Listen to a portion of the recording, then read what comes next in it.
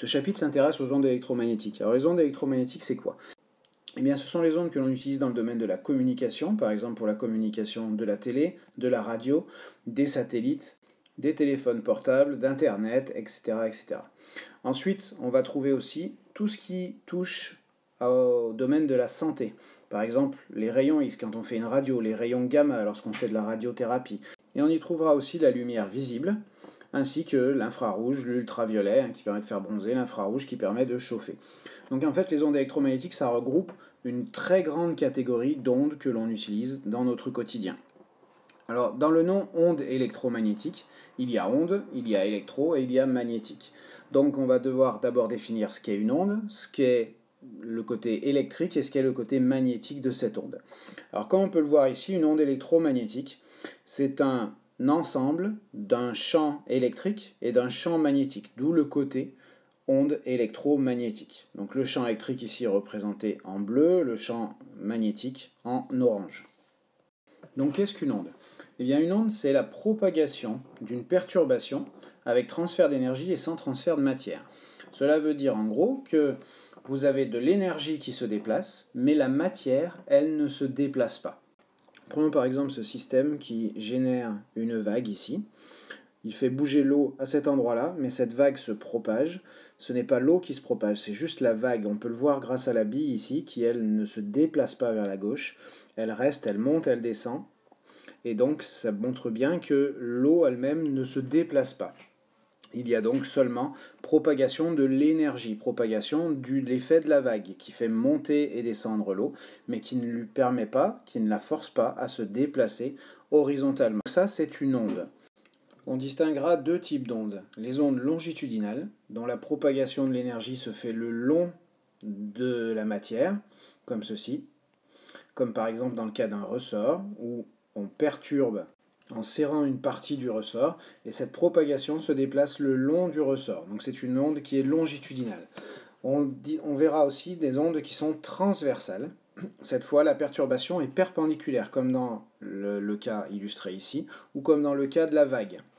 La perturbation est perpendiculaire à la surface de l'eau, à la matière elle-même qui est l'eau. Donc on voit bien qu'ici c'est une onde transversale. On va distinguer aussi deux types d'ondes, les ondes mécaniques, que l'on a déjà vues en première, qui correspondent à une déformation de proche en proche du milieu, par exemple telles que le son ou la déformation d'un ressort. Donc pour cela, ces ondes-là, ces ondes mécaniques, ont besoin d'un milieu matériel pour se propager. Un ressort, dans le cas ici, l'air, dans le cas du son, de l'eau dans le cas d'une vague, etc.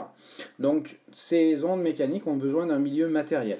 Les autres types d'ondes, et celles qui vont nous intéresser cette année, ce sont les ondes électromagnétiques qui, elles, n'ont pas besoin d'un milieu matériel, c'est-à-dire qu'elles peuvent se propager dans le vide. S'il n'y a rien, la lumière se propage dans le vide, les ondes radio se propagent dans le vide. C'est pour ça, par exemple, que pour la communication satellite, on va utiliser des ondes électromagnétiques, puisqu'elles se propagent dans le vide, et dès que l'on sort de notre atmosphère, eh bien, il n'y a plus d'air, et donc on ne pourrait pas utiliser des ultrasons ou du son ou de toutes sortes d'ondes mécaniques qui ne se propagent pas, elles, dans le vide. Intéressons-nous maintenant à la constitution d'une onde électromagnétique. Donc une onde électromagnétique, on l'a dit, c'est quelque chose qui se propage. Donc c'est pour ça que sur cet axe ici, on va trouver la distance. Elle se propage dans l'espace, dans une direction particulière ou dans plusieurs directions. Elle est constituée, dans le cas d'une onde électromagnétique, d'un champ électrique, représenté par l'oscillation bleue ici, et d'un champ magnétique représenté par l'oscillation orange ici.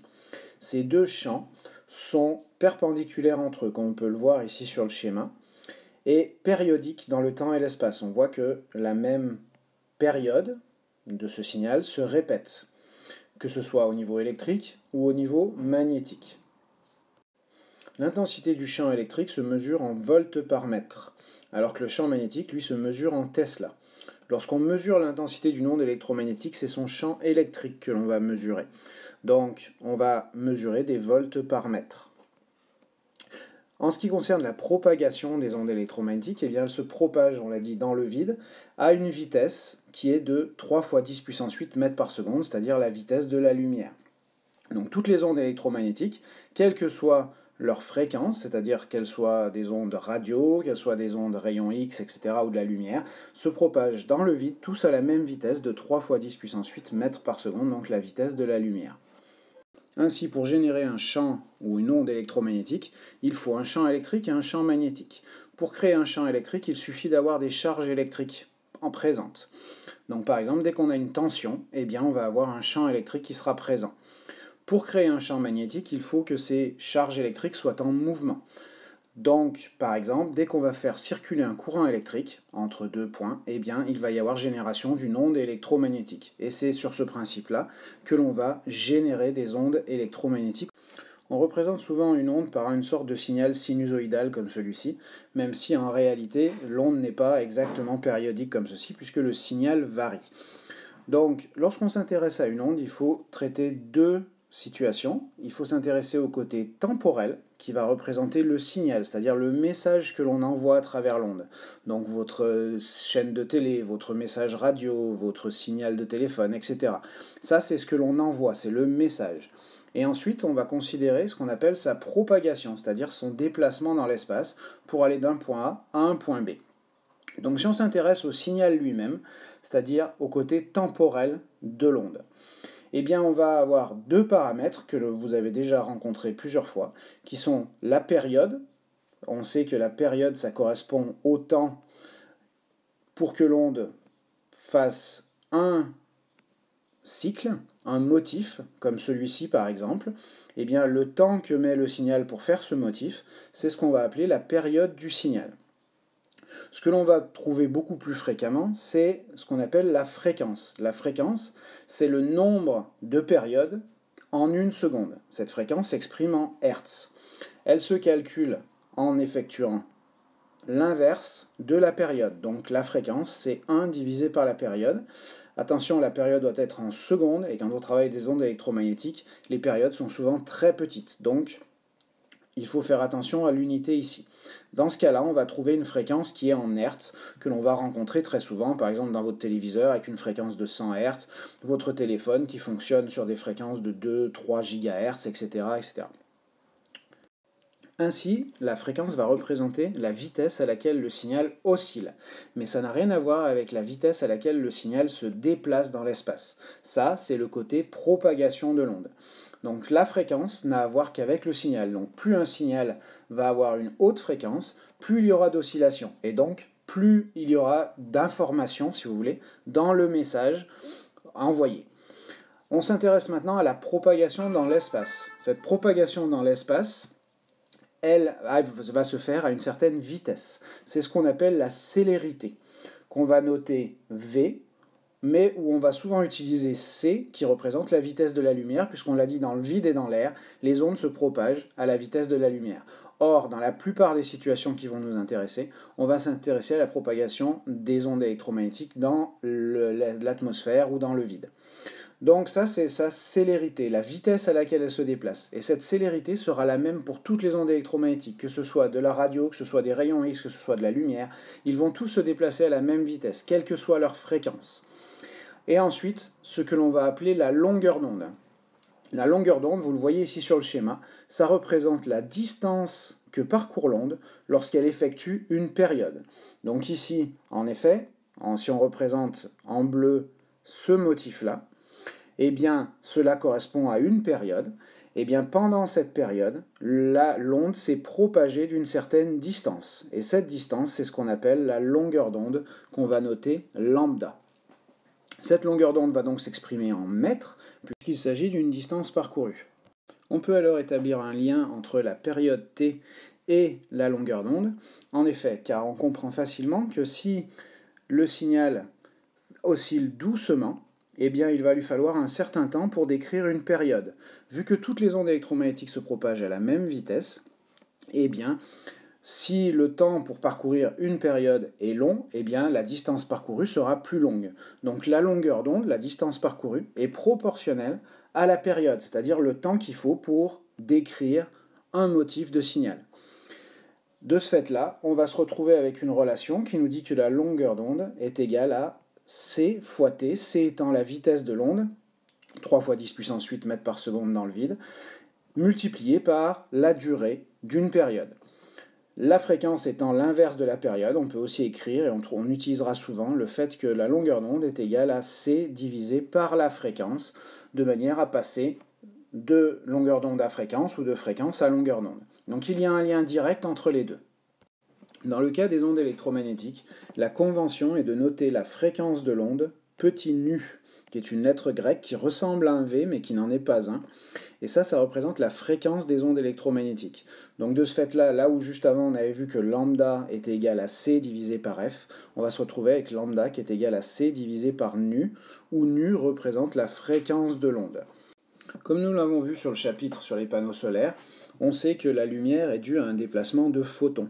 Eh bien c'est le cas de toutes les ondes électromagnétiques, il s'agit en fait d'un déplacement de photons. On reste dans le cas d'une onde puisque les photons n'ont pas de masse, donc on ne peut pas considérer qu'il s'agit d'un déplacement de matière, il s'agit bien donc juste de déplacement d'énergie. Cette énergie est justement portée par ces photons qui se déplacent mais qui sont sans masse, pour transmettre l'énergie de l'onde électromagnétique. Donc pour calculer l'énergie d'une onde électromagnétique, eh bien on va utiliser la formule qu'on a déjà rencontrée, qui nous permet de calculer l'énergie d'un photon, qui s'écrit H fois C sur lambda, H étant une constante, qu'on vous donnera tout le temps, qui est de 6,62 10-34 de valeur, c'est la constante de Planck, multiplié par C qui est la vitesse de la lumière, divisé par la longueur d'onde de l'onde, qui doit être en mètres. On trouve alors une énergie qui s'exprime en joules. On peut aussi exprimer cette même énergie en effectuant H fois nu, qui est la fréquence de l'onde, puisque nu, la fréquence, est égale à C sur lambda, on l'a vu juste avant. Donc H fois nu, c'est égal à H fois C sur lambda. Donc voilà comment on va calculer l'énergie portée par l'onde. Et ça, c'est très fréquent qu'on vous le demande. Cette formule est vraiment à connaître et à savoir utiliser, et il faut faire très attention aux unités. Et ce que l'on remarquera ici, c'est que plus la fréquence est élevée, plus l'énergie est élevée.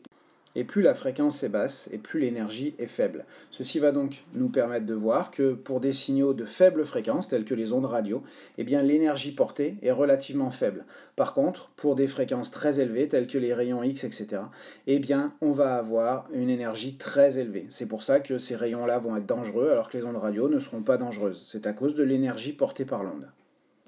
Au fur et à mesure qu'elle se déplace, une onde va perdre de l'énergie, son intensité va diminuer. Afin de mesurer l'intensité d'une onde, on va utiliser ce qu'on appelle un champ-mètre, qui est cet appareil ici, qui va mesurer en fait l'intensité du champ électrique, donc en volts par mètre. En ce qui concerne les ondes électromagnétiques utilisées dans le domaine de la communication, on va avoir tendance à utiliser une technique qui s'appelle la polarisation. La polarisation, c'est quoi? Eh bien, c'est tout simplement donner une certaine direction à l'onde qui va être particulière. Par exemple, selon ce plan-là. Donc l'onde, le champ électrique va osciller ici verticalement. À quoi ça va servir? Eh bien tout simplement ça veut dire que pour réceptionner un signal qui est émis verticalement, il va nous falloir une antenne qui sera verticale. Et donc ça va permettre comme ceci de séparer les différentes émissions de signaux. Par exemple, la TNT, qui est la télé, est polarisée horizontalement. De ce fait-là, les antennes que l'on a sur le toit ont des brins de réception, des antennes de réception qui sont horizontales. Par contre, la radio, elle, est polarisée verticalement. C'est pour ça que sur les voitures ou sur les bâtiments qui reçoivent des ondes radio, on va avoir des antennes qui sont verticales, de manière à recevoir les bons signaux. Ça permet d'éviter que les signaux se perturbent entre eux. Donc cette polarisation va permettre ici de séparer dans l'espace les différentes ondes et de ne pas avoir des interférences entre elles qui risquent d'affecter les signaux. On utilise aussi ce principe-là pour faire de la 3D.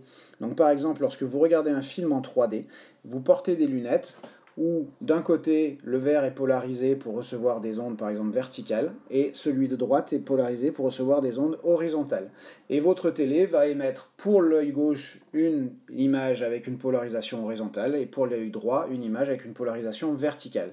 De ce fait-là, vos yeux ne vont voir que l'image qui leur est destinée et ça va vous permettre d'avoir une image qui est en 3 dimensions. Il est important de savoir classer les ondes électromagnétiques selon leur fréquence et leur longueur d'onde et leur énergie.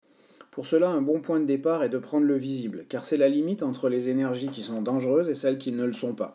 Tout ce qui est à gauche du visible ici, donc pour des grandes longueurs d'onde ou des faibles fréquences, eh bien on va se retrouver dans des situations d'ondes qui sont peu dangereuses car peu énergétiques. En effet, on l'a vu, plus la fréquence est basse, plus l'énergie portée est faible.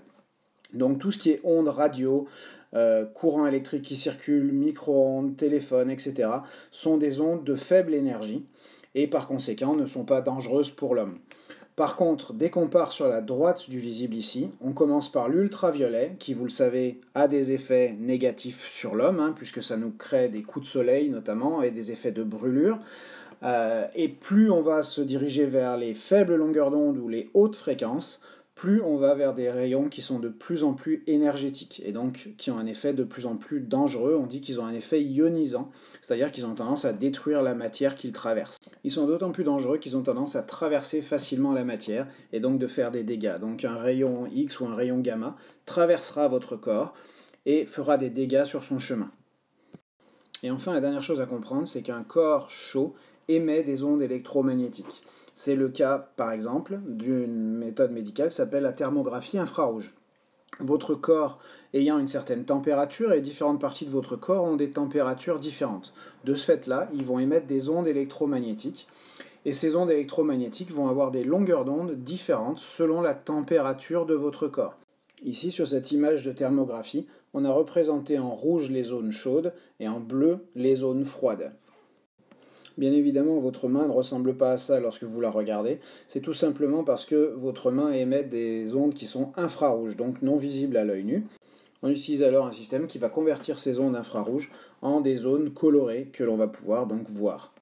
La loi de Wien permet de lier la longueur d'onde de l'onde émise à la température du corps. On voit que plus la température augmente, plus la longueur d'onde, elle, va diminuer.